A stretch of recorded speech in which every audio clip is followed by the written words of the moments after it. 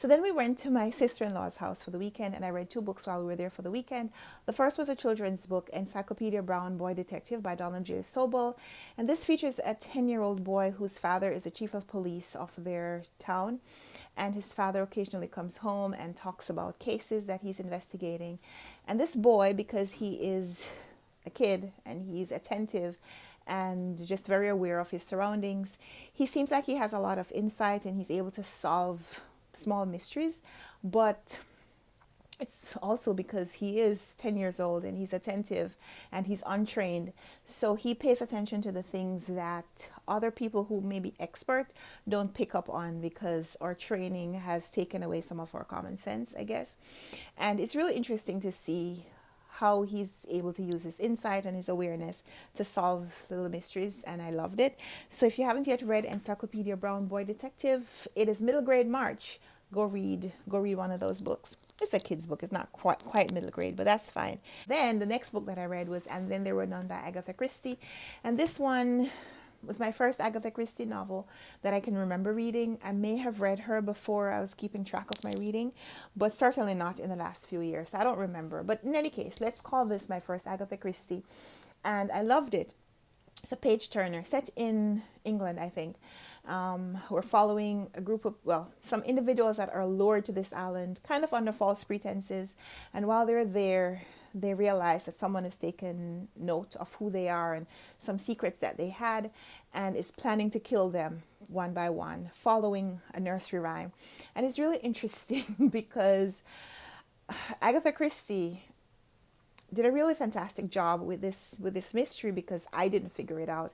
I know there are people who say they may have figured it out based on what the characters say in their little backstories, but I certainly wasn't paying attention to that. So maybe if I had been Encyclopedia Brown Boy Detective, I may have figured it out, but I didn't. So she doesn't reveal the mystery until the epilogue, and so I love that. I love that it was a page turner, a mystery all the way through the book. Love that. So then we came back home, and then I read The Roundhouse by Louise Erdrich. This is a book about Native American culture. The author is an Indigenous woman, and I love her writing. This is my second of her novels that I'm reading. I also have another of her novels entitled The Sentence that's been assigned to me in the BookTube Prize. I'm going to be reading that this month. But The Roundhouse is a little bit about borders and what happens at the intersection of two things. So we're reading about this family where the wife and mother is attacked, and it's about how she deals with her assault, the trauma that she experienced, and how she's going to recover from it. But it's also a lot about how her husband and her 13-year-old son deal with what has happened, how the mother is now broken and she's no longer able to fulfill the roles that she was occupying in their lives, and how they have to step up. So it's a lot about the change in those dynamics in the family, but it's also about how they process what has happened, how they seek justice, how they avenge the crimes that have been committed against her. But what's even more at play is about how the community, the wider community, also processes what has happened.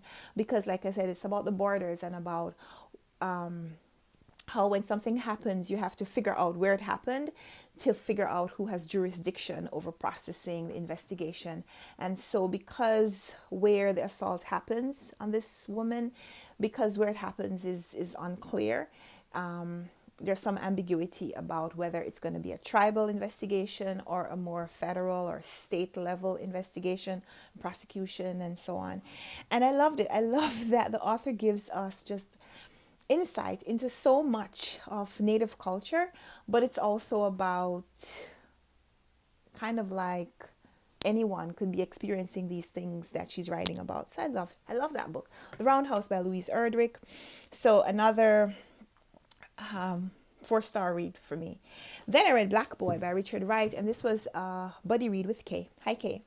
And I think we both really enjoyed this story. It is autofiction. And so Richard Wright is writing about his life living in the South in the early 1900s and growing up, a little bit of his coming of age story. But some of it is fictionalized because like there's no way that he remembers all of this from, his youth. But it doesn't matter. A lot of this book is about hunger and his physical hunger because of his impoverished circumstances, but also his hunger for more from life. And that's really the focus. It's about the limitations that are placed on this young boy because of how people see him or how they view him. Sometimes they don't even see who he is as an individual. They just see color. They see, they call him Black Boy, but it's not meant to be a statement of pride. When they talk about him being a Black boy, they're meaning it to be derogatory. And it's about Richard Wright seeking to rise above what other people see of him and just his ambition, his quest for a life, his quest for knowledge, his thirst for knowledge, and how he teaches himself to learn, how he teaches himself to write. And so we can see that shift in his writing ability as we go through the novel. In this book, I also learned a lot about communism and the Communist Party in the mid-1900s and how the Blacks in Chicago were involved. And I love this book for what it taught me about the culture at that time, but also because this main character slash author,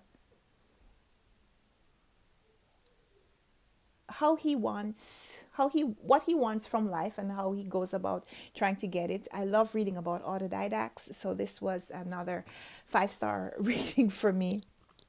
Then I read Thomas Paine's writings, Common Sense, which I started reading as a print copy when I went to my mother-in-law's house, and then I read the rest of it on Project Gutenberg.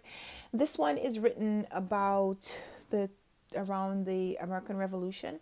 Thomas Paine, being an English citizen, is writing about commoners and the value of people trusting themselves as opposed to turning over their allegiance to a king, and talking a little bit about royalty and whether or not we should have monarchs, and what he's saying is that we shouldn't, and a little bit about whether having the royal family and the monarchs goes against God's plan. So there's a little bit of a discussion of spiritual belief and how it impacts our politics and our lives, commoners. It's Common Sense. I loved it. I loved it. If you haven't yet read Common Sense, it's a really short read. So yeah, go check that one out. So then I read What Storm, What Thunder by Miriam J.A. Chansey, and this one was a Run Right Reads book club pick. This is about the earthquake that happened in Haiti in 2010, and we're reading from the perspective of several individuals. So we're kind of reading,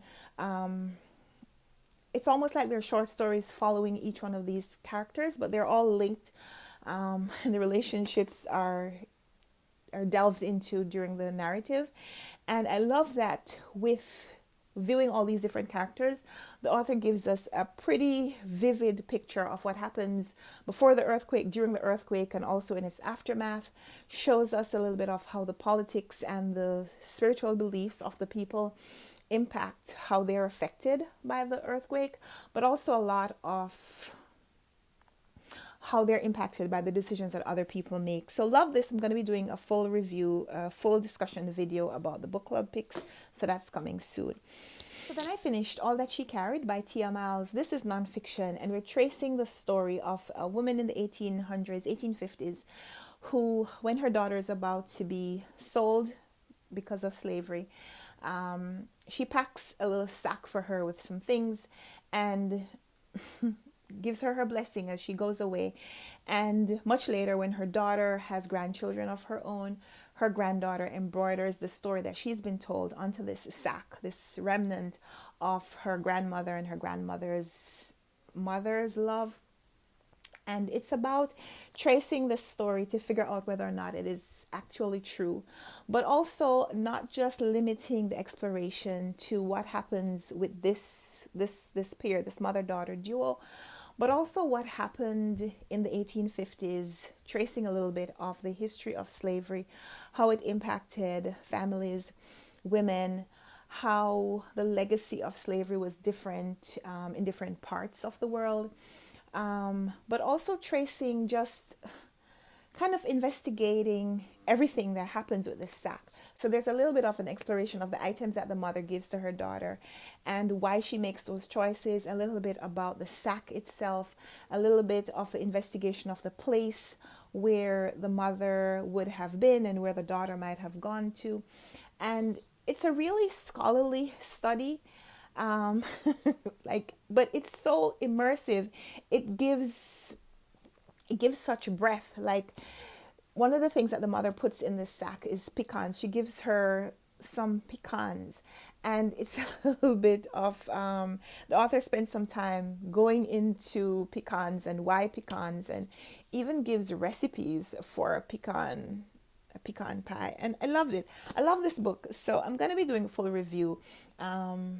All That She Carried, The Journey of Ashley's Sack, A Black Family Keepsake. So listen out for more on that in an upcoming video. And then I finish up the month with Colson Whitehead's Harlem Shuffle. This was a buddy read with Rosalie and Columbus. And I also really enjoyed this one. This was Colson Whitehead's latest release. So far, I've read 3 of his novels, read Underground Railroad, read The Nickel Boys, and now the Harlem Shuffle. And this one is set in the 1950s to 1960s in New York, Harlem, of course. And we're following a main character who has inherited a legacy of living just outside of the law, because his father was a con man or a low-level criminal. And even though this man is trying to be upstanding, we're seeing some of the things that are kind of pulling him back into that life of crime. So his family relationships and also what's happening in his legitimate and not quite so legitimate business. So I love the storyline. I love the nostalgic feeling that this book gives of Harlem. But I also really, really, really enjoyed Colson Whitehead's writing. Like, there are places where it's really fast paced, but it's also really centered on atmosphere. And he gives us such an experience of this time and this place and what is happening in this character's mind. So more on this later. It's going to come up again. We're going to talk about it. I think I'm going to do a full review or a fuller review in an upcoming video. So yeah, those are the books that I read in February. I'm going to be doing a book links video, so stay tuned for that. I'm not going to include it here because I feel like this video is already too long. So thank you so much for watching. Would love to chat with you if you've read any of these books, have some thoughts about, anything that I said, or if you read one of these books and want to talk to me about something that I didn't mention. Let's chat about that as well. So thank you so much for watching. Give this video a thumbs up if you liked it. Subscribe if you want to see more. We'll be back soon with another video, and I hope you'll join me for it. Look in the comments down below. Look in the description box down below if you want links to other things. You want to support this channel in some way. We have Patreon. We have affiliate links and, all of that. So yeah, check out the description box. Comment if you want to chat some more. Give this video a thumbs up. And until next time, happy reading. Bye.